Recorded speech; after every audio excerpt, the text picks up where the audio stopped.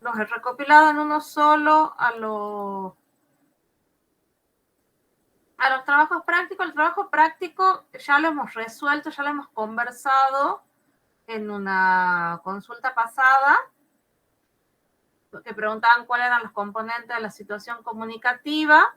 Les cuento que hay algunos prácticos en donde han puesto como si fuera dentro de la viñeta, como si fuera la relación entre la viñeta y el lector. Entonces ponían que era el dibujante y el lector, que el canal era visual, que el canal era visual y que el código era...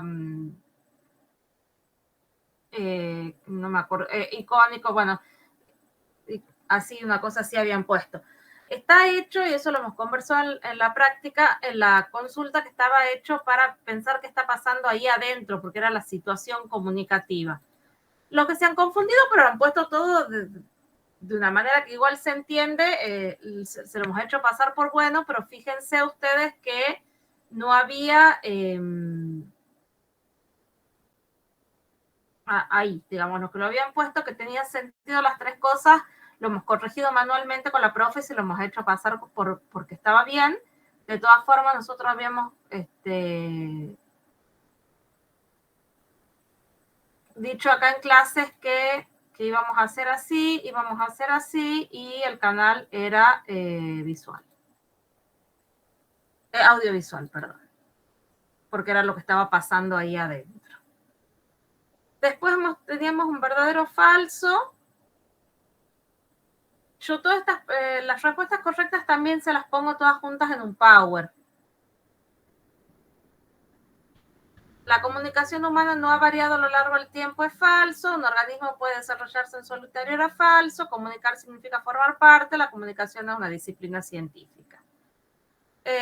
Los tipos de comunicación con sus definiciones, y tenemos institucional, masiva, interpersonal, intrapersonal. A ver, a todo esto le voy a poner cualquier cosa si vamos avanzando, porque este es el práctico que ya hemos resuelto. Después igual se los mando con las respuestas correctas. Tenemos un icono, tenemos un índice, perdón, tenemos un icono, tenemos un símbolo. También esto que era cada uno. Ya quiero pasar al práctico 2, 3 y 4, que es el que no hemos llegado a charlar. Pongo cualquier cosa al azar, ahí nos va a decir que está correcto y que está incorrecto. Estaba muy bien en la mayoría de los prácticos la diferencia de diálogo y debate, solo que a algunos les había dado fiaca escribir un ejemplo de su vida cotidiana. Entonces me habían copiado y pegado qué es diálogo y qué es debate, que está muy bien, todos sabemos copiar y pegar, pero lo que era interesante es que ustedes lo puedan pensar al ejemplo. Entonces esas eran las cositas que les habían faltado al práctico 1. Vamos ahora al práctico 2, que es lo que no hemos llegado como a charlar nosotros en la consulta que hemos tenido.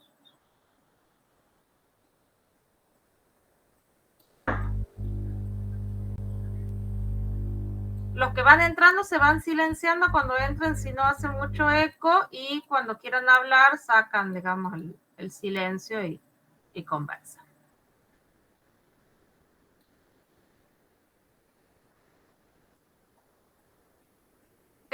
Decía acá, marque los enunciados que pueden aplicarse al modelo de comunicación código-mensaje, o sea, no a cualquiera, sino al modelo código-mensaje. El código lingüístico permite al emisor transmitir sus ideas personales a través de sonidos que los hacen públicos. ¿Qué les parece? ¿Que va o no va?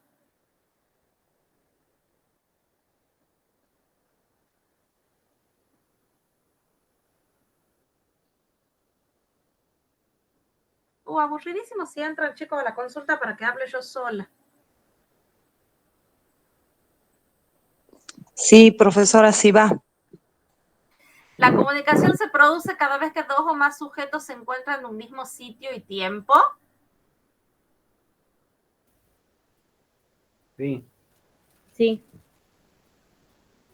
A ver, sí para este modelo código-mensaje, que es lo que estamos pidiendo. Pero si vamos a ver después para otros modelos, sabemos que si nosotros leemos un texto escrito y ese texto nos está comunicando algo, y capaz que el emisor lo ha escrito hace 2 siglos. Entonces, es lo que va para este modelo. Es un proceso lineal entre el emisor y el receptor, sí. Es exitosa cuando el receptor decodifica el mensaje tal y como lo codificó el emisor, sí para otros modelos, pero no para este. Acuérdense que estamos pensando cómo lo piensa el modelo código-mensaje. Al modelo código-mensaje le interesa cómo se envían los mensajes, le importa el emisor. Que la retroalimentación pueda ocurrir o no es así porque al modelo lineal le interesa que el mensaje vaya, no importa si se retroalimenta o no. El papel principal corresponde al receptor, no, corresponde al emisor, está situado en quien manda el mensaje. Y el único conocimiento que deben compartir es el código. Hemos puesto uno de más. Creo que este no lo habíamos puesto como. ¿Cuáles son las interferencias en la comunicación de acuerdo a los modelos lineales? La sobrecarga, el ruido, la entropía, la redundancia. El ruido, la entropía, la redundancia. Sobrecarga.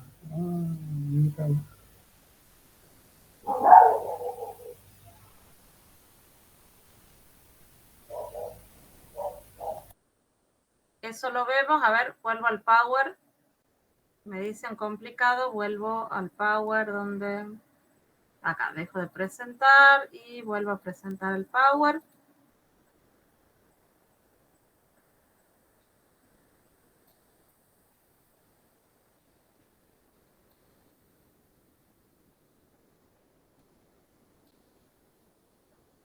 Acá. Cuando habíamos visto...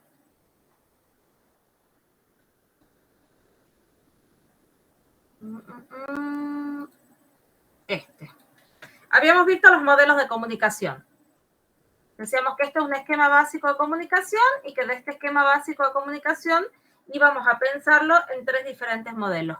Los primeros modelos de comunicación, que eran modelos lineales, una segunda etapa de estos modelos de comunicación donde ya se pensaba la comunicación como un ida y vuelta, y después qué pasaba ahora con la comunicación, ¿verdad? ¿Qué pasaba con este modelo lineal? En este modelo lineal nos interesaba, o les interesaba a las primeras personas que estudian la comunicación como se pensaba en la comunicación telefónica, por ejemplo, que era una comunicación de señales que se emitían, señales que se recibían. Había un transmisor, había un receptor, y lo que nos podía interferir era el ruido. Y ese ruido era que se sobrecargue el canal, o sea, mucha gente habla al mismo tiempo, que haya mucha redundancia, o sea, cuando se repite y se repite y se repite lo mismo, le dejamos de prestar atención, o este concepto de entropía, que es lo inesperado en la comunicación.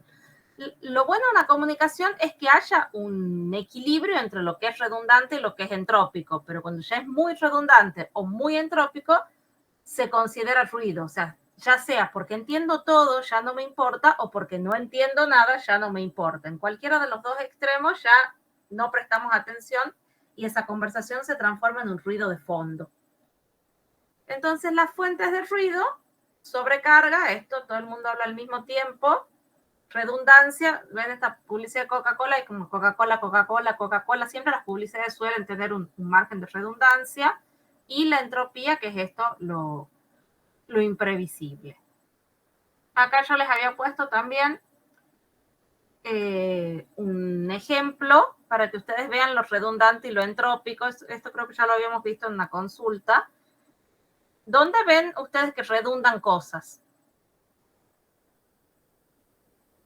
En la segunda figura. ¿Qué es lo que redunda? El sombrero, el pelo se supone que está debajo del sombrero. Lo que pasa a ver, no es solo la segunda, entonces, si vemos que el pelo se repite y el bigote se repite, ahí hay una repetición. Redundancia es poner un sombrero y decir sombrero en inglés, hat, ¿verdad? Sombrero y sombrero, ahí tengo una redundancia. Si veo el sombrero, no necesito leer sombrero. Y lo entrópico de la publicidad es decir que la diferencia entre Hitler y Chaplin en un dibujo es nada más que el sombrero, que la diferencia entre convertirme en Hitler o no convertirme es si me compro un sombrero. ¿Se entiende? Es lo que esperamos que ocurra, Sí, se repite, sí, profe. versus lo que no esperamos que ocurra. Cuando lo que no esperamos que ocurra se transforma en algo muy incodificable, si nosotros no compartimos el código, no sabemos que este icono nos remite a Hitler y no sabemos que este icono nos remite a Chaplin, entonces no le entendemos y nos parece ruido. Vemos una imagen que es un ruido de fondo y no comprendemos lo que está pasando. Si no sabemos inglés, por ejemplo, no entendemos la redundancia del sombrero y el sombrero y también nos produce una entropía no comprender el código. Entonces es algo que pasa desapercibido. En cambio, cuando uno lo analiza y se pone a pensar cuáles son las partes, ahí eso tiene sentido. Entonces, los teóricos de la comunicación lineal pensaban esto, que lo único que nos podía interferir en una comunicación era el ruido que se generaba. En cambio, cuando ya pensamos en un modelo circular, nos importa lo que vuelve, lo que se llamaría el feedback o la retroalimentación. Recién la comunicación está completa cuando hay un receptor que la recibe y que la entiende, porque no es lo mismo recibirla que entenderla. Cuando ese receptor entiende lo que le estoy diciendo y está completa.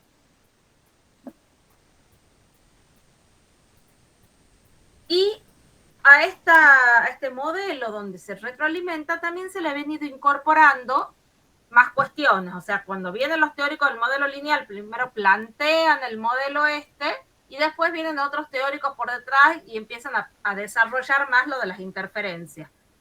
Cuando los primeros teóricos de la comunicación circular empiezan a pensar lo importante que es el receptor y lo importante que es retroalimentarse, entonces empiezan otros teóricos que empiezan a agregarle cosas a este modelo circular. Uno de los teóricos que le agrega cosas a este modelo circular era Jacobson, que le agrega que para cada tipo de conversación, cada mensaje está centrado en una persona o en una parte de este modelo. ¿Sí? ¿Se entiende ahí?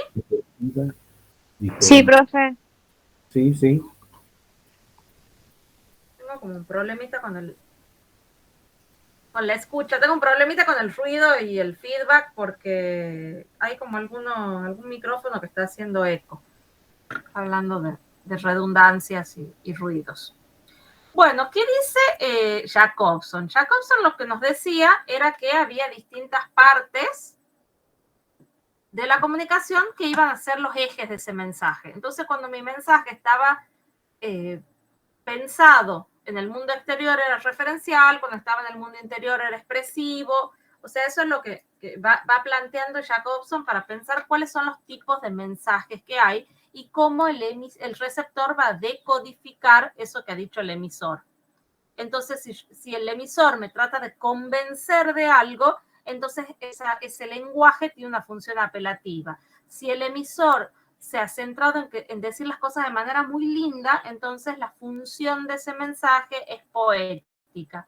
Si el emisor se ha centrado en una definición, entonces esa función del lenguaje es metalingüística. Si se ha centrado en el canal, es fática, centrado en sus sentimientos. El emisor me ha dicho, yo pienso, yo quiero, a mí me gusta, se está expresando una función expresiva, y en cambio si me está contando algo que tiene que ver con el referente, con el contexto, por ejemplo, la noticia que ha salido hoy en el diario es referencial.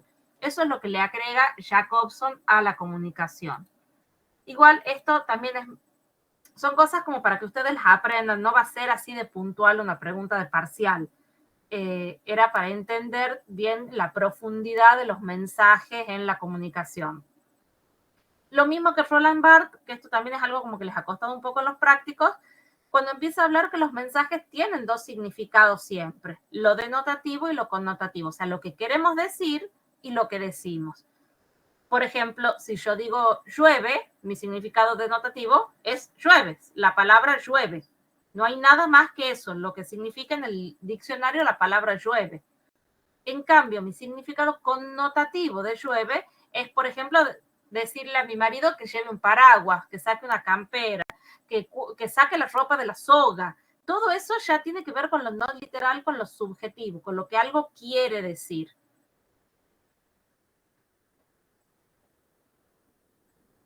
Entonces, volviendo al trabajo práctico,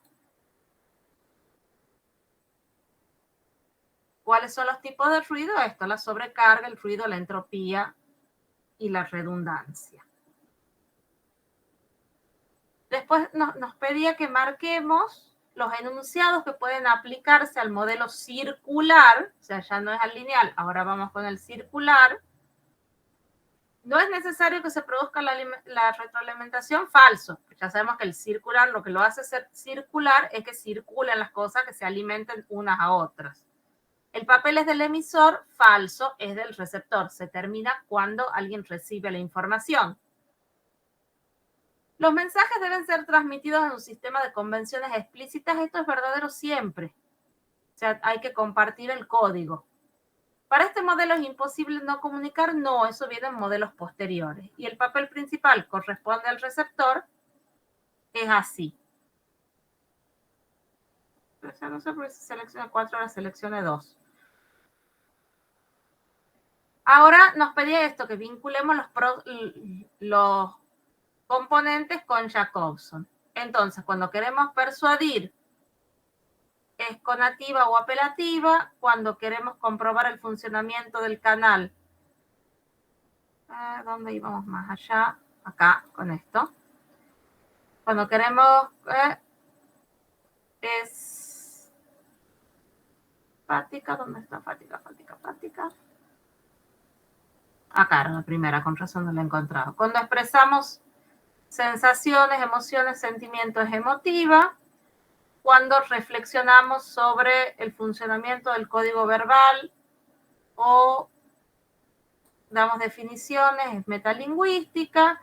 Cuando hablamos del estado de las cosas, es referencial. Y cuando tenemos un cuidado interno, es poética. Poética. Y estas dos, informativa y argumentativa, no existían. Está pedido con este detalle esto en el práctico porque se supone que ustedes tenían ahí como las fichas a mano. No es lo mismo de lo que se les va a pedir para el parcial. No se les va a pedir que se aprendan todo esto de memoria. Digamos, era un ejercicio más que nada de comprensión de texto, que lo puedan encontrar a esto en el texto y lo puedan traducir en el práctico. ¿Se entiende? Entonces, para que no se asusten con el parcial, no vamos a pedir una cosa así como tan específica de qué funciona, pela, cada cosa. Todo eso no hace falta que se memoricen, pero sí estaba bueno porque lo tenían ahí a la ficha para poder como ver cómo estaba funcionando ahí la comprensión de texto.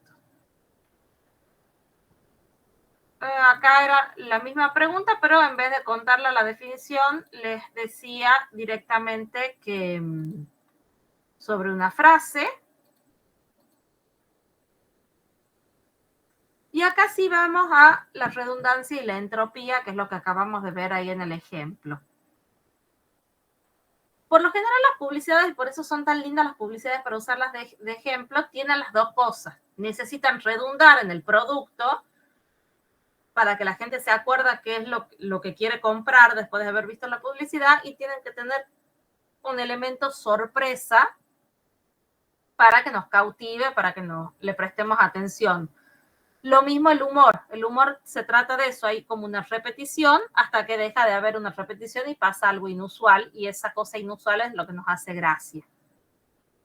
Entonces acá tenían una publicidad de salsa de tomate. Si es publicidad, eso por lo general siempre va a tener las dos cosas.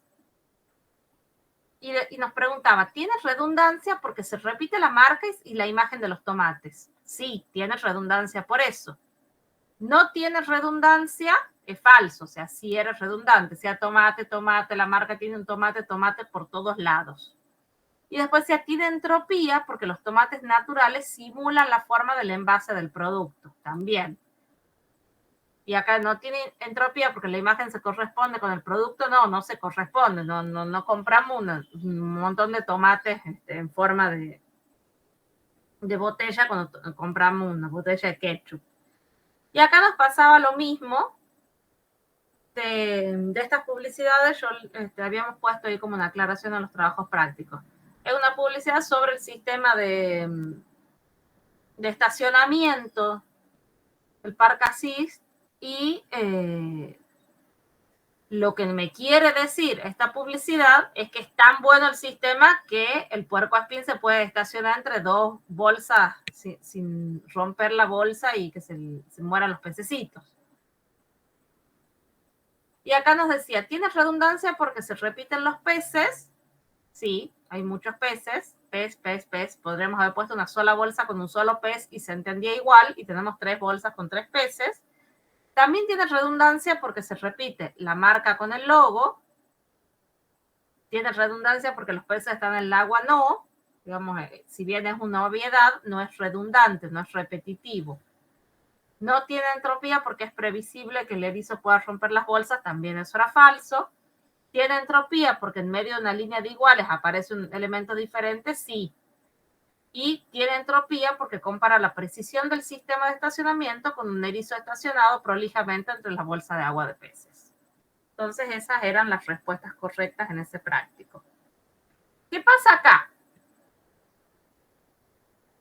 Gentrópica dice no porque se entiende el mensaje, sí porque no tiene mensaje escrito, no porque la imagen es nítida, sí porque no está claro el mensaje, sí porque la imagen es inesperada y llama la atención, la sombra, la mano del cigarrillo se parece a una pistola, y todo lo demás era, digamos, falso. En este texto hay redundancia y entropía. Hay entropía porque es inesperado que una persona tenga un mapa de Tucumán en lugar del corazón. Y hay redundancia porque la imagen y las palabras repiten las dos ideas, Tucumán y corazón.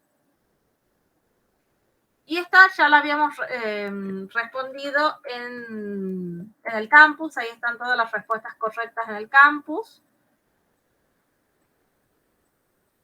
Y acá teníamos lo mismo, que asociemos cada enunciado con los distintos modelos de comunicación o si no se correspondía con ningún modelo. Cuando dice todos nos comunicamos todo el tiempo, ¿a qué modelo les parece que va?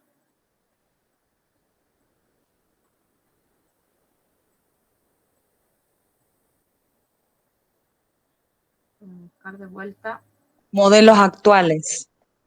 Modelos actuales. Acá estaba el cuadrito con los modelos. Lo lineal que se centra en el emisor, lo circular que se centra en el receptor, lo actual que se centra en el contexto y la cultura. Los modelos actuales nos decían que era imposible no comunicar, que los modelos circulares hablaban de las intenciones, de qué queremos decir, dónde está puesto el acento en lo que queremos decir y en los mensajes, también en el feedback, y el lineal en los ruidos. Entonces, esto se corresponde a un modelo actual. Y decir que es imposible comunicar todo el tiempo, en realidad no se corresponde con ningún modelo, que no solo se comunica a través de palabras, tiene que ver con los modelos actuales, que todo comportamiento observable es susceptible de ser interpretado como un mensaje, tiene que ver con los modelos actuales, que es imposible comunicar sin la intención de hacerlo, tiene que ver con los modelos circulares. Cuando hay interferencias en el canal, no es exitosa la comunicación, dicen los modelos lineales. El proceso concluye cuando el mensaje llega a destino. Concluye cuando hay feedback, son los circulares. Los mensajes tienen diferentes funciones. Cuando hablamos de funcionar el lenguaje, hablamos de circulares. Y cultura y comunicación no pueden estudiarse por separado, actuales.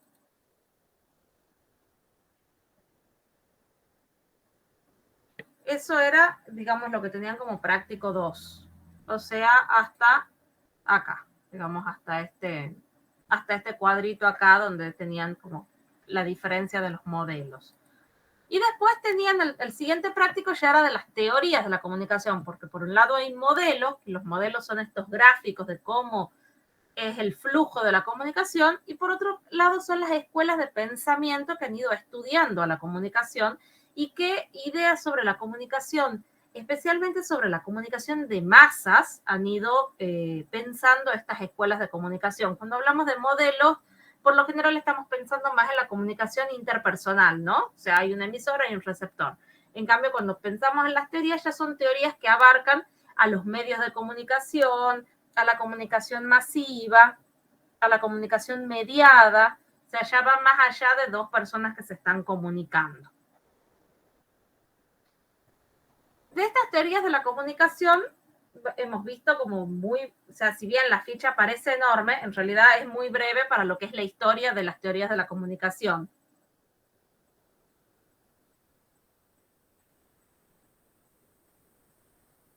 Vamos a ver también, igual que hemos visto así, tres modelos, que hemos visto lineal, circular y actual, vamos a ver tres escuelas importantes, que son el funcionalismo, la escuela crítica y los estudios culturales. Esos son como los tres modelos que vamos a ver. O sea, tenemos escuelas norteamericanas, un montón de esas escuelas norteamericanas. Vamos a ver las primeras escuelas, que son estas escuelas funcionalísticas. No vamos a ver la escuela crítica en Estados Unidos, ni el postestructuralismo, que vendría a ser como las teorías de ahora. Tampoco, y vamos a ver la escuela crítica y los estudios culturales como Europa, y no la apropiación que se hace en Latinoamérica de los estudios culturales, pero ustedes se van a ir dando cuenta que muchos de los autores que vamos a ir tomando a lo largo de la materia tienen que ver con estos estudios culturales latinoamericanos. Que para pensar a las escuelas de comunicación hay que pensarlas en el contexto, o sea, qué ha pasado primero, lo que pasó antes de la Primera Guerra Mundial, lo que pasa en el periodo de entreguerra, lo que pasa después de la Segunda Guerra Mundial, y cuáles son los medios de comunicación que se han ido sucediendo. Acá también les dejo ahí como resumido en un cuadrito las fechas y de cada medio de comunicación. Primero viene la imprenta, la prensa, la radio, el cine y la televisión. Todo eso hay que tenerlo en cuenta, y también esto, qué sucesos históricos funcionan en esos periodos. La primer corriente que vamos a hablar, de la que vamos a resumir, digamos, es el funcionalismo, que se centra sobre todo en Estados Unidos entre los años 20 y los años 60. La primera escuela fuerte para pensar el funcionalismo son los MCR, y que piensan que los medios son omnipotentes, tratan de estudiar cómo persuadir a las audiencias, o sea, ya parten de la base que el medio es lo más importante, el que nos va a regir, y todos vamos a ser acríticos a ese medio que nos va a penetrar. Entonces no hay que pensar en cómo combatirlo, sino cómo utilizarlo. Después, dentro de este grupo de teóricos de los Mass Communication Research, de las investigaciones sobre comunicación de masas, empiezan a pensar que en realidad no es tan universal esta persuasión, sino que en cada persona hay distintos efectos. Y por eso se le llama a esta segunda corriente sociología de los efectos limitados. Después, dentro de esta misma escuela, aparece Lasarfeld y empieza a hablar del flujo de comunicación y cómo tampoco es individual, sino que hay líderes de opinión. Todo esto es lo que va pasando dentro del funcionalismo. Después, bueno, Laswell tiene una teoría buenísima, que es la teoría de la bala mágica, buenísima por la obsoleta, digo yo, que es que también que los medios te inoculan la información, que es como eso, si viniera una bala mágica que te entra a la cabeza y te rompe la cabeza. Y te inocula lo que ese medio quiere que uno piense, ¿no? Dentro de sus estructuras políticas e ideológicas. Eso es más o menos lo que pensaba el funcionalismo. Después, y en realidad al mismo tiempo, digamos, mientras que lo piensa desde ese lado Estados Unidos, pensando críticamente sobre todo a la Unión Soviética, y también pensándose críticamente con el auge de los medios masivos de comunicación, en Europa pasaba algo similar, digamos, la escuela crítica, que es una escuela de pensadores que empieza a funcionar en los años 20 en la República de Weimar, antes, digamos, de que Alemania sea Alemania, que arranca, digamos, después de la Primera Guerra, viendo cómo la devastación, digamos, de la Europa de la Primera Guerra y cómo se va construyendo los totalitarismos sobre todo hasta llegar al nazismo, digamos, pero también lo piensan desde el nazismo, lo piensan desde el fascismo, lo piensan desde el marxismo, digamos, van pensando en estas estructuras totalitarias. Cuando Hitler ya tiene un poderío importante sobre Europa, la mayoría de estos pensadores de la Escuela de Frankfurt tienen que emigrar a Estados Unidos para no terminar en los campos, pero empiezan a desarrollar y sobre todo, digamos, es la preocupación de ellos de toda la vida es con el cine de la Alemania nazi. Ahí es donde se empiezan como a asustar Horkheimer y Adorno de lo que podían producir estos medios masivos de comunicación. Entonces empiezan a pensar a la cultura ya no como cultura, sino como industria cultural, como empieza a ser una mercancía que busca un valor de uso y un valor de cambio en el mercado, se empieza a ser homogénea, dice que el cine y que la propaganda va haciendo a las personas homogéneas. Por supuesto, claro, cuando uno lo ve en ese contexto, ve las juventudes hitlerianas y todo, sí vemos una homogeneización y un uso estético de la propaganda muy, muy preocupante, ¿no? Y ven cómo la cultura se va banalizando. Entonces ellos empiezan a pensar que los públicos se aíslan cada vez más, digamos, deja de haber una cuestión social en la gente, sino que son todos individuos, cada uno encerrado ahí en su televisor, en su mundo cultural, y que se les va atrofiando, digamos, la imaginación, se vuelven pasivos, se vuelven alienados, y empiezan a hacer esto una gran masa de individualidades alienadas. Así es como ven, digamos, a la cultura y el poder que tienen los medios sobre esta cultura.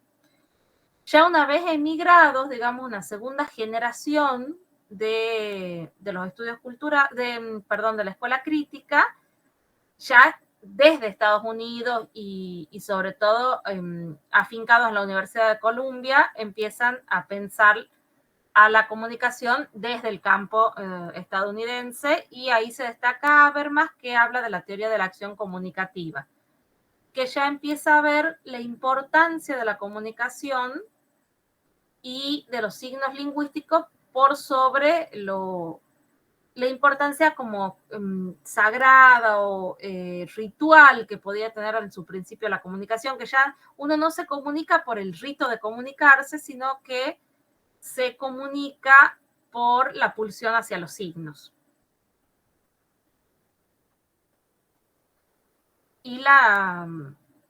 Y bueno, vuelve a traer esta cosa de Descartes, de que no hay actividad intelectual, sino hay un lenguaje previo, y que si ese lenguaje no está escrito, eso también después, bueno, lo va a seguir asumiendo Derrida. Pero bueno, lo importante acá es que hay como un primer momento que está más pensando la industria cultural en Europa, y un segundo momento que ya es la generación de los emigrados, que empieza a pensar también de forma crítica, también en forma de industria cultural, a la cultura estadounidense. Y yo acá lo pongo como separado a Benjamin, que en la ficha no está como muy claro eso, porque, digamos, pero sí es interesante hacerle esa salvedad, que si bien Benjamin pertenece como temporalmente a la Escuela de Frankfurt, no es un crítico de la Escuela de Frankfurt, porque si bien Adorno y Horkheimer piensan esta idea de industria cultural, la piensan siempre de una manera muy negativa. Y Benjamin, que paradójicamente es el que no puede emigrar y se termina suicidando en la frontera de Italia, porque no le dan el salvoconducto a tiempo para que él se pueda escapar, y ante la inminente llegada del nazismo al pueblo donde él estaba se suicida, porque bueno, todos estos teóricos son judíos, ¿no? Horkheimer, Adorno, Benjamin, todos vienen de una construcción cultural muy similar, y son todos perseguidos. La diferencia con Benjamin, que es el que tiene la vida más negativa, es que él ve un rasgo mucho más positivo que los otros en lo que es la industria cultural. Lo ve a este concepto de industria cultural, sí, tremendo, por lo que se banaliza, se aliena, todo, pero también piensa que tiene rasgos positivos, que esta reproducción técnica de las cosas Él habla de un concepto que es el aura y la experiencia, que no lo vamos a desarrollar en esta materia, no hace la materia, lo cuento de forma anecdótica y complementaria. Piensa que esta reproductibilidad técnica va a hacer al arte más democrático, va a hacer que el que no pueda ir al Louvre a ver la Gioconda igual pueda acceder a esa figura de alguna manera y encontrar ahí cultura y encontrar ahí en esa democracia de la cultura una emancipación. Y como el cine y la fotografía, si bien en manos de los poderes dominantes pueden producir homogenización, en manos de los dominados pueden tener un potencial revolucionario. Puede ser una forma de comunicar masivamente una idea que puede tener un buen fin. Esa es como la diferencia fundamental, digamos, de Benjamin con el resto de los de la escuela crítica. Y acá una vez más, toda esta profundización sobre qué dice cada autor de cada escuela es para que ustedes tengan el conocimiento ese y la tengan a la ficha, pero no es algo que se va a pedir ni remotamente en el parcial, sino como se está pidiendo en los prácticos, una cosa así como macro de la diferencia de funcionalismo y escuela crítica y estudios culturales, sin hacer foco eso en cada teórico. Después también en Inglaterra, pero ya, o sea, también en Europa, pero en Inglaterra, que es, digamos, como del otro lado de la guerra, digamos, por un lado es Alemania, es una parte del conflicto, Inglaterra es otra parte del conflicto, que, enemiga, digamos, entonces, cómo vive la posguerra Alemania no es lo mismo que cómo vive la posguerra Inglaterra.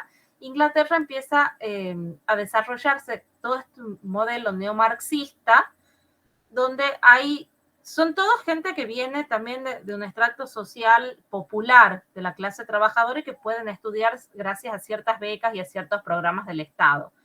Entonces, la diferencia fundamental con la escuela crítica, que la escuela crítica está pensando todo el tiempo que esta cultura popular y que esta cultura masiva nos va a alejar de los verdaderos valores de la cultura, de esta alta cultura, lo que va a pensar la escuela de Birmingham es que no, que la cultura popular no es baja cultura, digamos que no hay alta cultura y baja cultura, sino que todo es cultura y que son todas manifestaciones de la cultura. Y al pensar que todo es cultura, y además que no hay una estructura y una superestructura, digamos, una estructura económica con una superestructura ideológica, sino que todo está interrelacionado, nos permite investigar a la cultura como el campo. Necesito...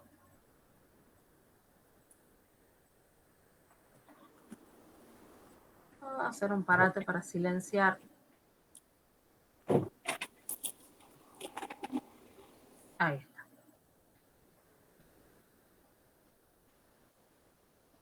Y bueno, y también de estos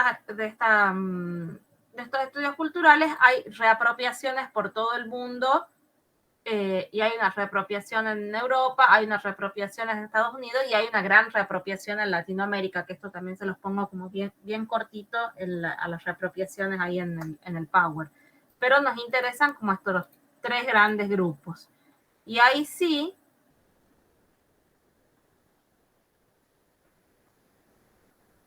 la pregunta es, ¿cuál es el contexto en el que se desarrolla cada teoría? La teoría funcionalista en los años 20, nos estaría faltando, se me ha cortado uno más, que es el de la escuela crítica, no sé qué ha pasado acá. La de Alemania es para la escuela crítica.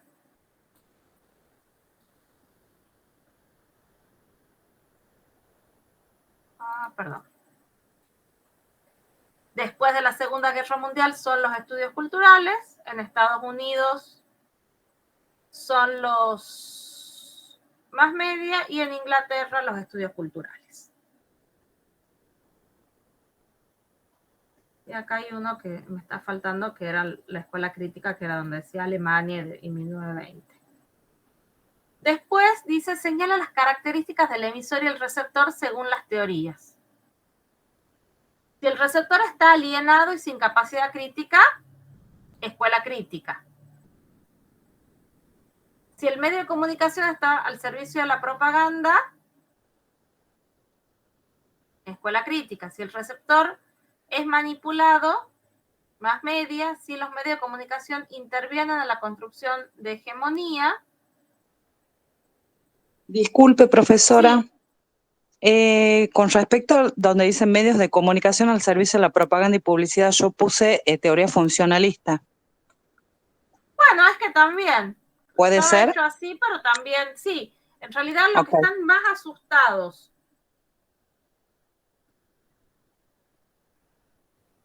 los que Profe, están más asustados, ¿sí? profe, Sí. la llamada, como es gratuita, tiene un límite de 1 hora.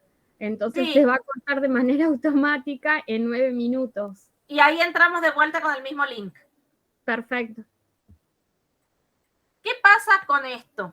Los medios de comunicación al servicio de la propaganda, o sea, el miedo a la propaganda, y está como, sí, está como polémico el enunciado y vamos a tratar de que no sea así para nada en el parcial.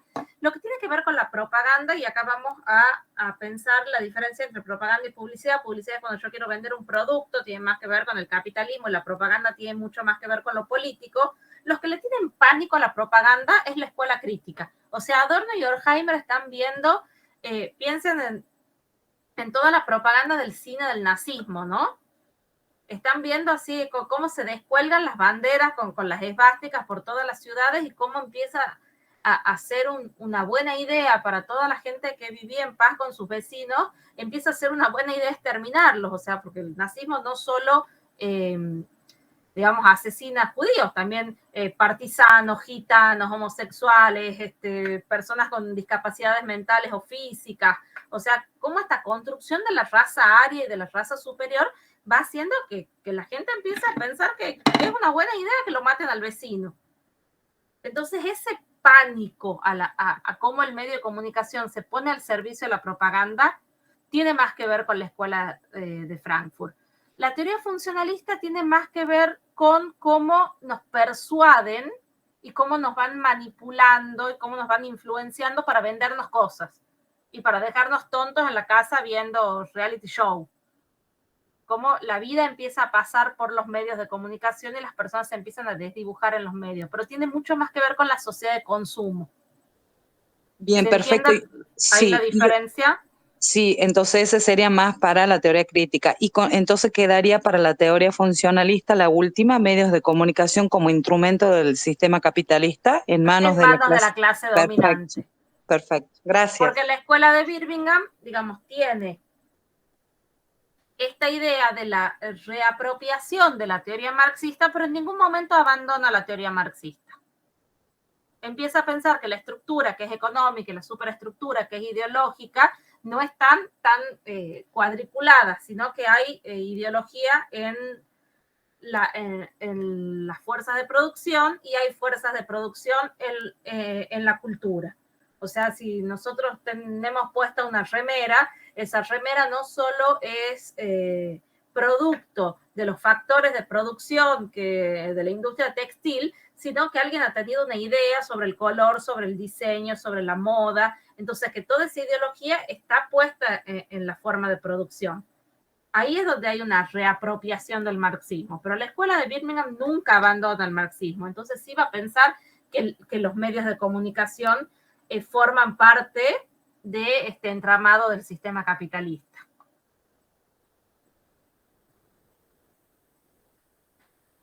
Después nos dice, señala verdadero o falso los puntos en los que coinciden la escuela de Frankfurt y los Mass Communication Research, que son, o sea, en qué coinciden las primeras lecturas tanto en Europa como en Estados Unidos. Dice, ¿ambos estudian la cultura de masa? Sí. ¿Ambas tienen en cuenta las particularidades del contexto en el cual se efectúa la recepción? Ni. ¿Ambas tienen una concepción acerca del receptor como manipulable? Sí. ¿Ambas consideran que el acceso de las personas a los productos de la industria cultural implica un mayor acceso a la cultura? No. Eso solo lo va a pensar Benjamin muy, muy por fuera de la escuela de Frankfurt. Pues señale verdadero o falso qué nuevas perspectivas introdujeron la corriente de los usos y gratificaciones y los estudios culturales ingleses. La comunicación es lineal, no. Acá los mensajes pueden ser interpretados de diferentes maneras según los grupos culturales a los que se pertenezca, sí. El poder de los medios es igual al poder de la audiencia, no. Y el contexto y los sujetos, se tiene en cuenta el contexto y los sujetos que reciben los mensajes, sí. Y después tenían una pregunta de desarrollo que decía, desarrolla un texto breve rememorando la televisación del último Mundial de Fútbol y responda, ¿se configuró una comunidad interpretativa a la hora de mirar por televisión el Mundial de Fútbol? ¿Qué era una comunidad interpretativa?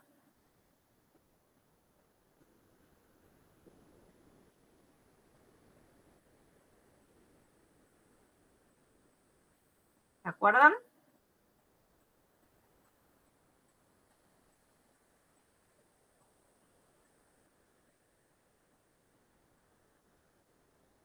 Acá como en las reapropiaciones de los estudios culturales.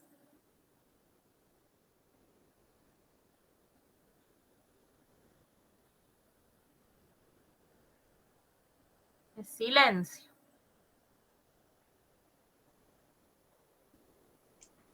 Profesora, con respecto a la interpretación, o sea, la interpretación nunca es un acto individual, sino que siempre está influenciada o determinada por la comunidad que rodea al individuo que realiza dicha actividad.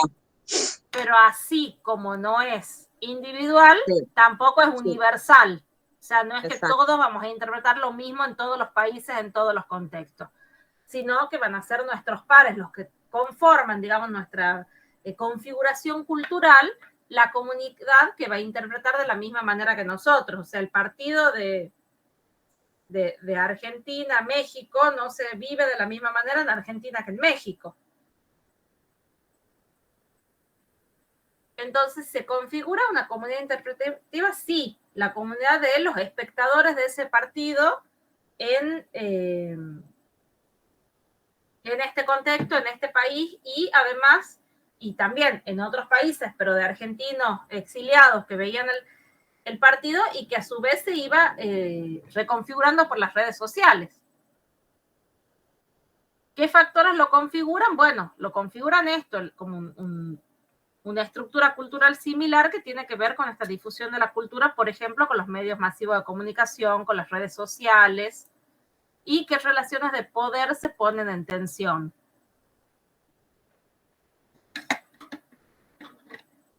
La de aquellos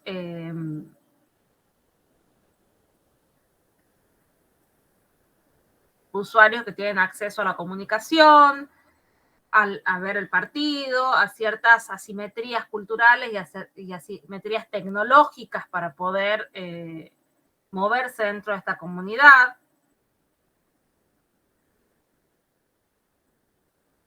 Y acá, digamos, en